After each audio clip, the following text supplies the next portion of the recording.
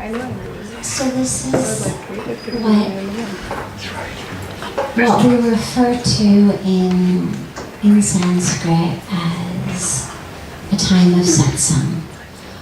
And the word satsang literally means in the presence of truth. It's not what I call lowercase t truth. That's just the opposite of a lie. So the lowercase t truth is today is Sunday. We're here in Venice. It's all true. But it's true only at this particular moment. It's true only here. The minute you go back to your home, if it happens not to be in Venice, it's no longer true. Tomorrow, when it becomes Monday, it's no longer true. The truth of which we speak in satsang is more of the capital T truth. That's the truth of who we are. The truth of the nature of who we are, the nature of the universe, how we in the universe intersect and overlap and interweave. That nature of the waves in the ocean. And satsang has many forms. It can be verbal, it can be non-verbal, but the importance is just to be together in the presence of that truth. And that's really what Pujya Swamiji's presence brings us. And in Rishikesh, those of you who have been there, almost every night after the Aarti, we have a time of satsang where we gather, and typically we do some questions and answers. Sometimes we just sit quietly and meditate. Other times we sit in silence, sit in the presence of that truth. So there's no rules of satsang, there's no right way to do satsang. It's not a lecture, we won't be giving talks. We did that last night.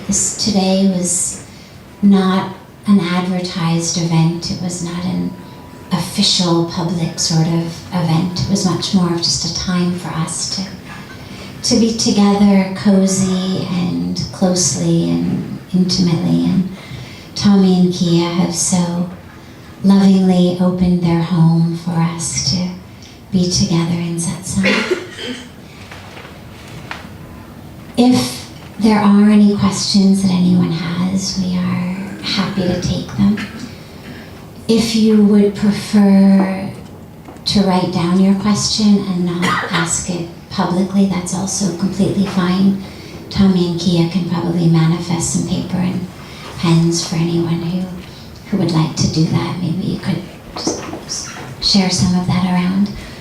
But in the meantime, if there are people who have any questions or any topics really that are keeping you, we spoke last night and we speak so frequently about the nature of who we are and that truth and the darkness, the suffering, the pain, the ignorance that leads to the suffering of not knowing so much about ourselves, so much about our place in the universe. And really, in satsang, what the goal is how can we bring some light into that? How can we remove some of the darkness so that each of us can live every minute and every moment in the fullest truth of who we are? According to the Indian spiritual traditions, the core of who we are, in contrast to the Judeo-Christian tradition in which so many of us were raised, in which we really are sinners on so many levels simply due to the fact that we're here. And our spiritual path becomes a path of what we call salvation, being saved from the sin of who you are, of your nature.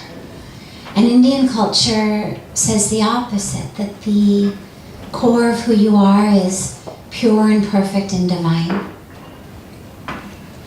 Like the mantra that I shared last night, we've been created out of and by of that which is full and whole and complete and perfect. And yet, we don't live like that. We suffer. We suffer from anger and anxiety and ego and competition and jealousy and insecurity and frustration and all of the different manifestations and permutations of that. And what the Indian spiritual tradition teaches us is that's due to the ignorance. It's due to forgetting who you are and identifying with the body. It's due to me thinking I'm this sorry, and so if it gets dirty, I think I'm dirty. It unravels, I think I'm unraveling. It's shiny and beautiful, I think I'm shiny and beautiful. That due to that ignorance, we covet. I look over, I think mine is old and unraveling, and I look over and Sandra's got this beautiful new shiny outfit, and I think, oh God, if I could just have that shiny, beautiful outfit, everything would be okay. And from that coveting comes suffering. And if I'm not particularly mindful, the next time she's spending the night at my house, I'm gonna creep into her bedroom and steal her shiny, beautiful outfit in the night. And then it's a stealing. And then even if she's generous and graceful and beautiful and says, Sadhviji, take my outfit. God, I'm so happy, it's yours, take it all. Nonetheless, I've still got to reap the fruits of the action that I did of stealing the outfit. Regardless of her response to it, her graceful response to it, I'm going to still suffer from the karma, from the repercussions of that action. But it wasn't an action of sin, and this is what I was getting back to, it was an action of ignorance. I felt like I am my old and shredding and, clothes, and she's got the answer to that, which is shiny and new and beautiful. And if I could just have that out of that ignorance, it led me to the action. And in our lives, whether it's actions rooted in greed, whether it's actions rooted in anger, whether it's actions rooted in lust, they're all actions of separation. If I feel separate from you, anger can sprout. If I feel separate from you, I can covet. If I feel separate from you, I can lust for you as an object. And all of that is just due to the ignorance of forgetting who I am. And so satsang is a time where we come back together to sit and to open ourselves and to clear any confusions that keep us from living in the truth of who we are. So with that, if there are any questions, yes. Do you see any near short-term energy coming over in the next 6 to 9 months, that anything dark that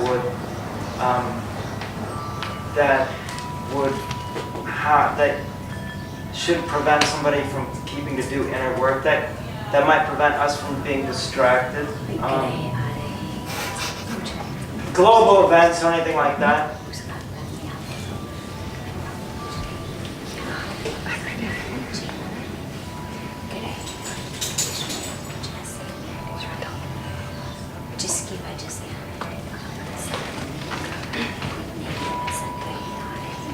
Are we in a bubble? Are we in a news bubble? Can we ignore them and just keep doing inner work? That's what I'm saying. That's why I started with those mantras to remove those impacts and effects. When I chanted today, I chanted few mantras, especially for those effects and impacts can impact us. And I believe that mantras have power. Your mind has power and the mantras have the power. Through these mantras, you can really change so much around you. And first mantra changes you, and then you change others. You change the atmosphere, you change the environment. And it's you who is very important. Very important. And you have that power to purify yourself and to purify the world.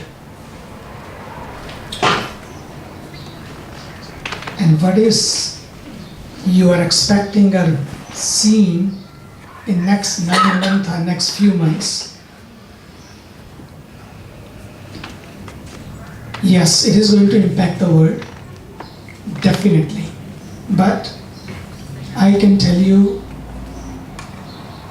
you all individuals have great role to play. And it works. We have seen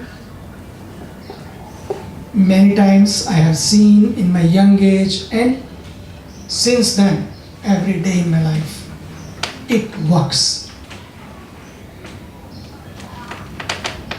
Only thing has to be done. First, I started from here today because when we were up in the private room, we were talking, all the yogacharyas were talking, they have the concern. So I also raised one question, I was listening, I didn't say anything, I said, okay, rather than saying, let me pray. And I included those mantras also. Being here today, I have the opportunity being with you all, because you are not ordinary individuals. You have so much in you, and you can share so much with others through your thoughts. Thoughts are very powerful. Have that positive thought and send to the world, especially to America, and then to the world. And you can see the magic. It's up to you what you want, and will happen. God bless you.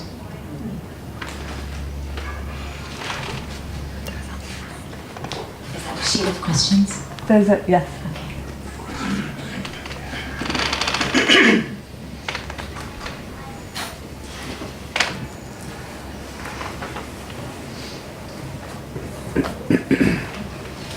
While respecting that each path is different and that all lessons are learned when the student is ready, how do you inspire others without enabling them or obstructing their individual learning process?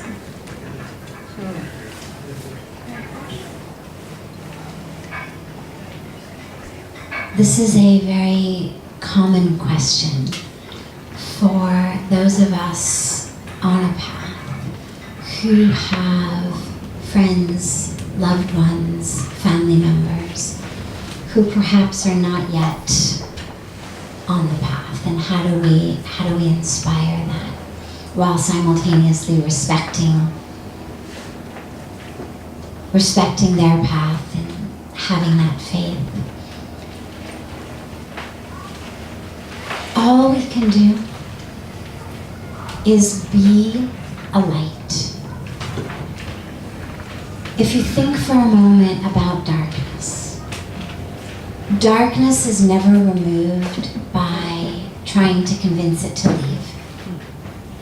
It's never removed by complaining about it. It's never removed by explaining how it's really making your life and everybody else's life so difficult.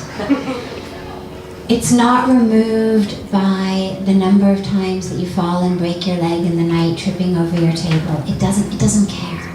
And even if it does care, it's still not going to be able to be removed. The only way to remove darkness is by bringing light. And so when there are people in our lives on different paths whom we wish we could inspire in so many different ways.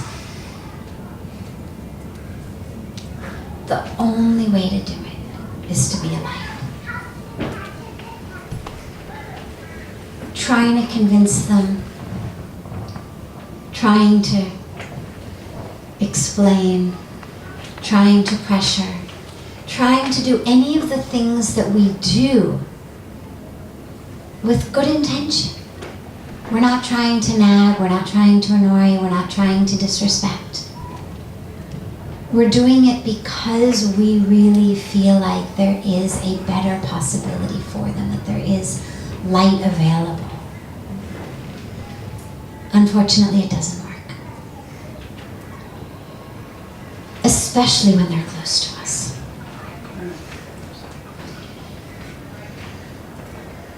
You may be able to convince a room full of yoga students. You're not going to be able to go home and convince those at home. It's just one of the ironies of this path. The only way to do it is you become the light. You become a magnet of light, and it automatically draws people to you. I remember after I had first moved to India and I was coming back to visit my parents and asking Pujya Swamiji about, how can I do this and how can I make them understand that and how can I, and he said, you will do none of that. You will say none of this. You will try to convince them of nothing. You just will be you. And you just will be a magnet of all of that which you wish you could convince them of. Take all of the energy that you would use in trying to convince someone else and utilize it to just make yourself as strong of a magnet as you can. And automatically, it draws people to that path. Automatically. It changes them. There's all kinds of incredibly beautiful research. I won't go into all the details here, but just incredibly beautiful scientific research. I'm a neurologist at heart, so this stuff really excites me. Of frequencies that we literally emit. Now that science is showing, spiritually we've talked about this forever. When people talk about energy and vibrations and this and that. But science is now, there's actually now brain scanners that can give you brain scans without touching your head. Now, when you think about what that means, it's phenomenal. That our thoughts, our emotions, our brain patterns are so powerful, and the frequency that they emit are so powerful, that a machine inches away from our head without touching it, and usually brain scans work by hooking themselves up to your head, inches away from your head without touching it, can pick it all up. We're literally emitting beings. In this country and in this culture, we're so overeducated in so many ways, and that education has made us so overly verbal that it's like, if I don't explain it verbally, if I don't convince you verbally, if I can't get you to sit down and listen, I don't have the opportunity to impact you. And so we use all of this energy trying to get people around us to just listen. And we don't need to do that. We actually are emitting frequencies that are so powerful that we can impact them just by being that light. And then, of course, having faith that just because a particular path, a particular way worked for us, is working for us, doesn't necessarily mean by default that it's the path for another. And just to have faith that the same divine that takes care of every aspect of the universe. That everything that's created in the universe knows where to eat, how to build its nest, how to feed its young, the universe has a knowing. It's perfect. And just to have faith that if insects and animals and trees and everything else in nature can figure it out, so will those around us. Yes? Many of us have a fear of death. And in some ways that's a good thing because it keeps us from running out in front of a car, taking care of ourselves, taking care of our bodies. That's the good aspect of that natural fear of death. But as you get older, and I'm certainly getting older, you become very aware of your mortality, that you are not always going to be here, that this ego, the self, seems as though it's going to die. And it's scary. It's because of the unknown on the other side. How can we have a natural fear or desire, to take good care of ourselves, but at the same time come to grips with the idea that we will one day transition, that we will cease to exist as we know ourselves today. And how can we get that peace to overcome that kind of fear?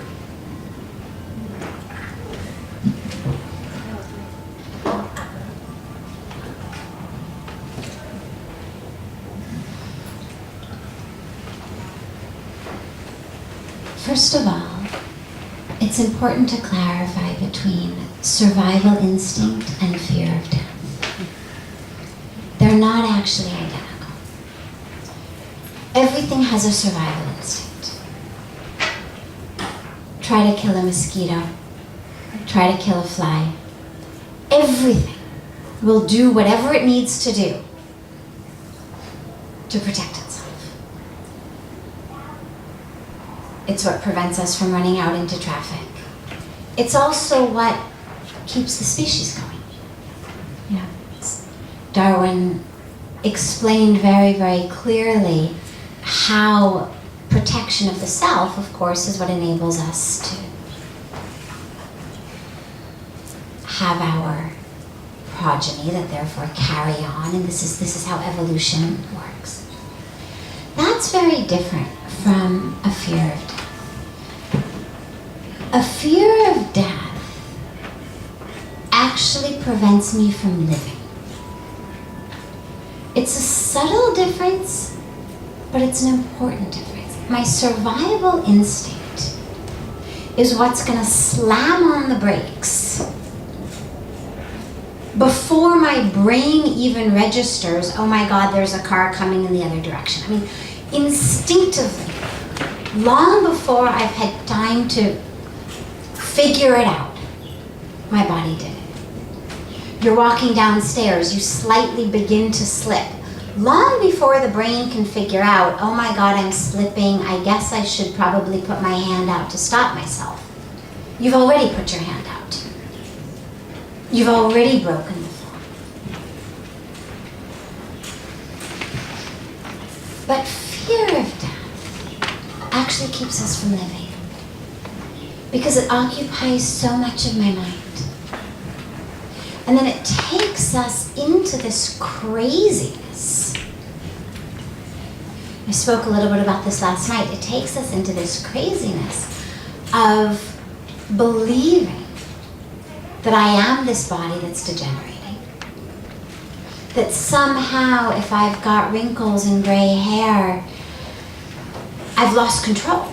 That I should have some semblance of control over this thing, and I should be able to prevent it from degenerating. And if I can't, there's something wrong with me. If someone says to you, God, you look really young,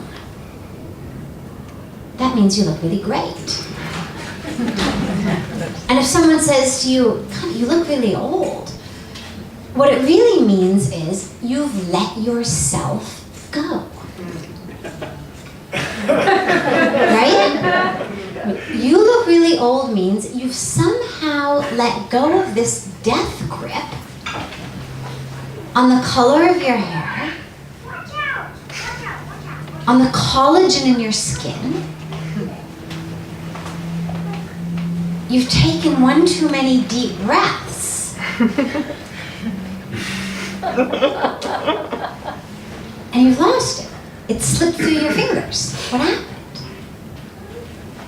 And so death and aging, even before death, is really seen as this loss of control. Which is why, I was joking last night about this sign that I had seen in Beverly Hills of a whole clinic on reverse aging, as though it were actually possible. But the insinuation is, we're going to help you regain control. And it's one of the most really insidious marketing techniques. I mean, obviously we live in a society where you have to let people market, but in my mind it really falls in the same category as marketing cigarettes to kids. I mean, there is a line that we draw of where our right to health begins and your right to market ends. And the problem with all of this marketing about aging is it's no longer aesthetic. It's no longer, what color hair would you like today? What color do you think looks nice? But it's, if you're gray, you've let yourself go. There is something wrong. If you've got wrinkles, there is something wrong. You're not using the right product. We've created a culture that is living, I mean, we've just set ourselves up for incredible suffering because we're all aging. We're all aging. You can shoot yourself full of as much Botox and collagen as you want, we're still aging. And there's no connection. We're still aging. But it has prevented us from actually seeing the truth. So it's created this lie. I mean, if we were just selling it honestly and saying, should you think that full skin instead of less full skin or fewer wrinkles compared to more wrinkles looks better than coming to our store? Like, would you prefer a sandwich or a frozen yogurt, so you choose your restaurant accordingly? But they're selling it as though there is only one option because anything else is wrong. It's bad. And we've created a culture that has set ourselves up to believe that that which is happening naturally to us is somehow something that if we just had enough control, we could prevent. Every wrinkle, every gray hair is another sense of, oh my God, I'm losing somehow.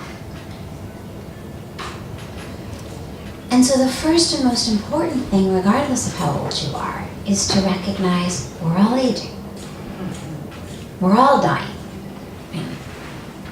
Some of us are going to get there more quickly than others, not even necessarily contingent upon age. Age is the given, but there's accidents, there's illness. Being 25, being 30 is not a guarantee that you've got another 50, 60 years. And to really be able to come to terms with that as just a given. And when we know it's a given, the fear dissipates. Fear is there insofar as I think I have an iota of control. If I know it's absolutely a given, regardless of what I do, there is nothing I can do to prevent this, fear will have to dissipate because it cannot coexist with the awareness that I have no control over this. It's like if we're on a roller coaster, for example, and we go up and we're just about to go over the top and go down. Along with the fear, what most of us do is we pushing as though if I just push on that bar in front of me, it's going to somehow change me plummeting to the earth at 600 miles an hour. There's an internal instinct that goes with fear that I somehow have the ability to do something to prevent it. The minute we recognize that we don't, the fear starts to dissipate. And that's the first step. The second step, though, is to recognize that who you really are, and this is why all of the spiritual traditions in the world emphasize knowing who you are, because the body is going to go. And if I think I'm the body, then it's not just I'm transitioning, but it's I'm over. I'm going to be exterminated. I'm annihilated. I'm finished. It's done. And that is really scary. I mean, the concept of ceasing to exist at all. But it's not the truth. And so that's also an unnecessary fear. And this is why we have to know who we are. When you understand that who you are is the soul, is the essence, is the spirit, is the consciousness, and that lives on. You know, there's multiple metaphors and examples given, whether we talk about our cars or whether we talk about our clothes. The concept of we wear it for a certain period of time, or I have a car that takes me a certain distance on my journey. And then eventually the car is not going to, you know, if I begin in Delhi and I decide that I need to drive to Paris, well, depending on the model and the year of the car, it's going to get me a certain amount of the way. And then I'll probably have to get a new car. And then again, depending on the model and the year and the type of car, it'll take me another piece of the way. Or we talk about clothes and it gets old, it gets tattered, and so I give it up, I take a new pair. But I'm still here. I'm still in the car on the journey. I'm still the one with the clothes. And that's why the spiritual practice is so important, or one of the reasons is, if I think I am being annihilated, that is really scary. But if I have a deep awareness that yes, this is beautiful, and being in a body is so beautiful, and hugging my loved ones is so beautiful, and, you know, chocolate ice cream is so beautiful, and I love the world. It's not that I don't love being in the body and love my senses and love sunsets. But it's not who I am. I love my car, I love how fast it can go, I love this, but eventually I'm going to have to get a new one. And so as much time as you have to really spend with connecting to who you are, because that's what goes with you. And you don't want to wait until the body is departing to figure out, oh my God, who's the one that I'm going on the next stage of my journey with. You should already have a connection. And the other last piece about this really is that, you know, Pujya Swamiji always says, life is a bonus. Whether we say after 50 is a bonus, whether we say after 60 is a bonus, whatever landmark we take, there's a certain age at which we say it's a bonus. And how do we take every day? Do we really take it as a gift?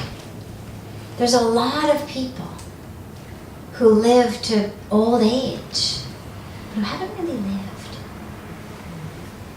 There's a beautiful expression that says something like, it's not the number of days in your life, but it's the amount of life in your days.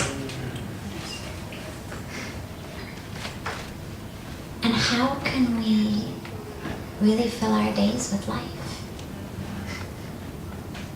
And then just have faith that when we shed the body, we're going to get whatever the next one is, whether it's a physical body, not a physical body, that wherever we're going, you can't disappear.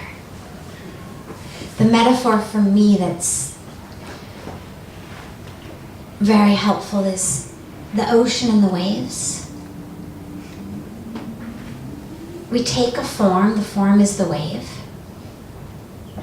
It's very real. Some are high, some are low, but a wave it's very real. People surf on it, and then the wave goes back into the ocean. It's not that the wave dies. That particular wave is gone. If you were surfing it, you no longer can surf it. But all it's done is gone back into the ocean. And that's what happens. The form of the wave is gone. This form that the soul has taken temporarily is gone. But the wave hasn't disappeared. That which it was made of, the content,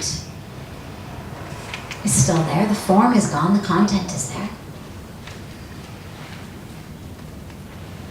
You think more about it being just going back into the ocean.